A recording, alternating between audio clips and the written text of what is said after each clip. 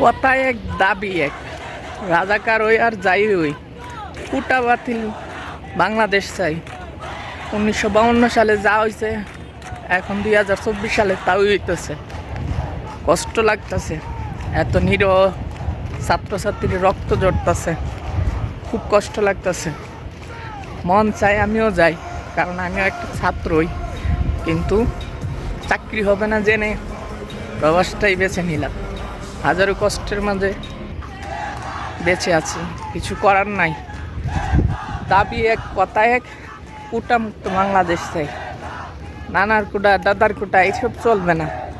যদি এসব চলে, নতুন করে আবার কলম ছেড়ে সবাই বাহিরে ইটালি আমেরিকা থাকবো।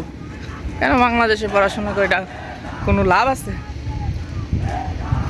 কথা এক, দাবি এক, বাস কুটা মুক্ত বাংলাদেশ চাই।